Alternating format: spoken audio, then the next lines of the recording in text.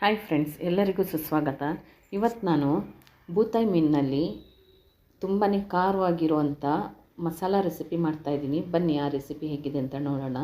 ನಾನಿಲ್ಲಿ 1.5 ಸ್ಪೂನ್ನಷ್ಟು ಧನಿಯಾ, ಹಾಗೆ 1 ಸ್ಪೂನ್ನಷ್ಟು ಕಾಳುಮೆಣಸು, ಒಂದು 1/4 ಟೀ ಸ್ಪೂನ್ಗಿಂತ ಸ್ವಲ್ಪ ಕಮ್ಮಿ ಮೆಂತ್ಯಕಾಳು, ಹಾಗೆ 1 ಸ್ಪೂನ್ನಷ್ಟು ಜೀರಿಗೆ, ಒಂದು ಮುಷ್ಟಿ ಒಣಮೆಣಸಿನ್ಕಾಯಿ, ನಾನು ಬ್ಯಾಡಗಿ ಮೆಣಸು ತೊಗೊಂಡಿದ್ದೀನಿ, ಹಾಗೆ ಒಂದು 1/4 ಟೀ ಸ್ಪೂನ್ನಷ್ಟು ಅರಿಶಿನ. ಇದಿಷ್ಟನ್ನು ಮಿಕ್ಸಿ ಜಾರ್ಗೆ ಹಾಕ್ಕೊಂಡು ನುಣ್ಣಗೆ ಪೌಡ್ರ್ ಮಾಡ್ಕೊಳ್ಳೋಣ.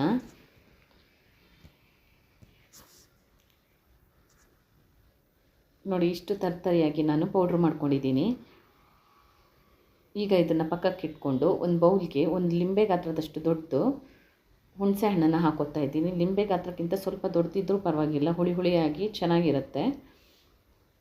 ಇದನ್ನು ಬಿಸಿನೀರು ಹಾಕಿ ಒಂದು 10 ನಿಮಿಷ ಇದನ್ನು ನೆನೆಯೋದಕ್ಕೆ ಬಿಡೋಣ. ಈಗ ಒಂದು ಪಾತ್ರೆಗೆ ತೆಂಗಿನೆಣ್ಣೆ ಹಾಕೋತಾ ಇದ್ದೀನಿ, 2 ಟೇಬಲ್ ಸ್ಪೂನ್ನಷ್ಟು, ಹಾಗೆ ಸ್ವಲ್ಪ ಕರಿಬೇವು ಹಾಕೊಳ್ಳೋಣ. ನಂತರ ಈಗ ನಾವು ಮೊದಲೇ ಕಟ್ ಮಾಡಿ ಇಟ್ಕೊಂಡಿರೋವಂಥ ಬೆಳ್ಳುಳ್ಳಿ ಹಾಕೋತಾ ಇದ್ದೀನಿ. ನಾನಿಲ್ಲಿ ಒಂದು 10 ಬೆಳ್ಳುಳ್ಳಿನ ಸಣ್ಣದಾಗಿ ಕಟ್ ಮಾಡಿ ಹಾಕೋತಾ ಇದ್ದೀನಿ. ಬೆಳ್ಳುಳ್ಳಿ ಸ್ವಲ್ಪ ಫ್ರೈ ಆದಮೇಲೆ ಇದಕ್ಕೆ 1ರಿಂದ 2 ಈರುಳ್ಳಿ ಕಟ್ ಮಾಡಿ ಹಾಕೊಳ್ಳೋಣ.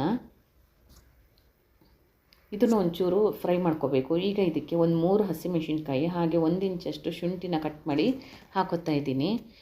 ಈಗ ಈರುಳ್ಳಿ ಎಲ್ಲ ಸ್ವಲ್ಪ ಡಾರ್ಕ್ ಕಲರ್ ಬಂದ ಮೇಲೆ ನಾವು ನೆನೆಸಿಟ್ಟಿರುವಂಥ ಹುಣಸೆ ರಸನ ಹಾಕೊಳ್ಳೋಣ.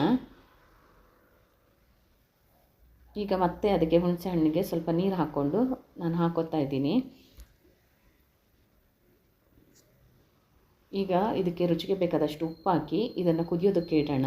ಇದು ಚೆನ್ನಾಗಿ ಕುದಿಬೇಕು. ಕುದಿ ಬಂದಮೇಲೆ ನಾವು ಕ್ಲೀನ್ ಮಾಡಿ ಇಟ್ಟಿರೋ ಅಂಥ ಬೂತಾಯಿ ಮೀನನ್ನ ಹಾಕೋಬೇಕು. ನಾನಿಲ್ಲಿ 1 kg ಬೂತಾಯಿ ಮೀನು ತೊಗೊಂಡಿದ್ದೀನಿ. ಇದು ಮೀನು ಚಿಕ್ಕದಾಗಿದೆ.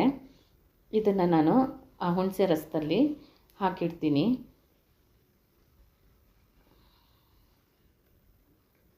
ಈ ಹುಣಸೆ ರಸದಲ್ಲೇ ಮೀನು ಬೇಯಬೇಕು. ಮುಕ್ಕಾಲು ಪಾಕ ಬಂದಮೇಲೆ ಇದಕ್ಕೆ ಮಸಾಲೆ ಪೌಡ್ರ್ ಹಾಕ್ಕೋಬೇಕು. ನಾನೀಗ ಒಂದು 5 ನಿಮಿಷ ಇದನ್ನು ಬೇಯೋದಕ್ಕೆ ಬಿಡ್ತೀನಿ. ಚೆನ್ನಾಗಿ ಬೆಂದಿರುತ್ತೆ. ಈಗ ಮೇಲ್ಗಡೆಯಿಂದ ಒಂದು 3 ಟೇಬಲ್ ಸ್ಪೂನ್ನಷ್ಟು ಮಸಾಲ ಪೌಡ್ರನ್ನ ಹಾಕ್ಕೊಳ್ಳೋಣ. ಸೌಟೆಲ್ಲ ಹಾಕಬಾರ್ದು. ಸೌಟೆಲ್ಲ ಹಾಕಿದ್ರೆ ಮೀನು ತುಂಬಾ ಸಾಫ್ಟ್ ಇರೋದ್ರಿಂದ ಪುಡಿ ಪುಡಿ ಆಗುತ್ತೆ. ಇದು ಹಾಗೇ ಬೇಯೋದಕ್ಕೆ ಬಿಡಬೇಕು. ಬೇಕಾದರೆ ನೀವು ಪಾತ್ರೆನೇ ಸ್ವಲ್ಪ ಅಲ್ಗಾಡಿಸಿದ್ರೆ ಚೆನ್ನಾಗಿ ಮಿಕ್ಸ್ ಆಗುತ್ತೆ. ಈಗ ಸ್ವಲ್ಪ ಸೌಟಿಂದ ನಿಧಾನಕ್ಕೆ ಇದನ್ನು ತಿರುಗಿಸಿ ಹಾಕ್ಕೋಬೇಕು. ಸೌಟಿಂದ ತಿರುಗಿಸ್ಬಾರ್ದು, ಅದನ್ನು ಫುಲ್ಲು ಪುಡಿ ಪುಡಿ ಆಗುತ್ತೆ. ಈಗ ನಾನೊಂದು 2 ನಿಮಿಷ ಬೇಯಿಸಿದ್ದೀನಿ. ಮೇಲ್ಗಡೆ ಎಣ್ಣೆನೂ ತೇಲ್ತಾ ಇದೆ. ಇಷ್ಟು ಬೆಂದರೆ ಸಾಕು.